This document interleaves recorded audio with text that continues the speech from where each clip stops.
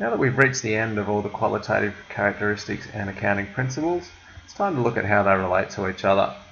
In many questions, there is no right answer. It really depends on what the question is. The right answer for one particular question might actually be the wrong answer for another question.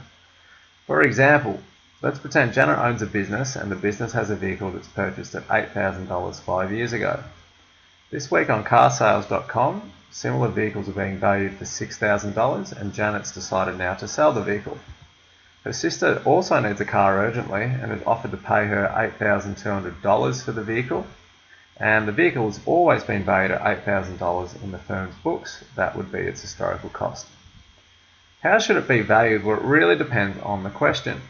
If the question says applying the qualitative characteristic of comparability, how should it be valued?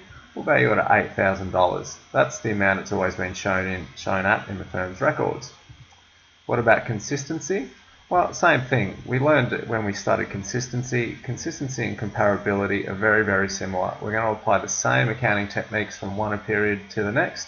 So therefore, if it's been valued at $8,000, we'll keep it at $8,000. If we're applying historical cost, the same amount is going to be used. That's the price we paid for it. If we're being relevant though, what's the most relevant figure for decision making? Well, it seems like we've got a concrete offer of $8,200 from the sister. So for decision making, that's an easy decision. I'm going to sell it to the sister instead of on carsales.com. So I'm going to list $8,200 as the most relevant figure. What about if we're being reliable? That says no estimates or guesses and everything must be verified with the source document.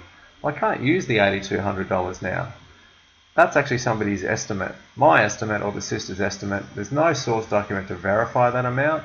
So to be reliable, the only amount here I can prove is $8,000 because presumably I'll have kept some sort of invoice or receipt from when I bought the car.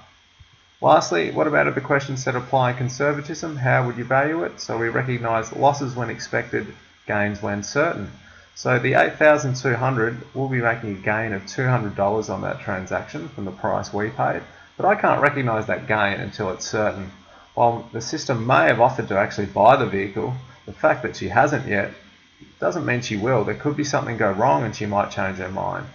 However, we won't keep it at $8,000 because we recognise losses when expected. If similar vehicles are showing up for $6,000, there's a good chance that when we sell this car, whether it's soon or in a few years, we're going to only get $6,000 of the current market price at the time. So we'll recognise a loss when expected so we don't overstate an asset, in this case the asset of vehicles. So the right answer, there is no right answer. It really depends on the question, and that's where you need to know each of your qualitative characteristics and each of your accounting principles and be able to apply them based on each particular scenario.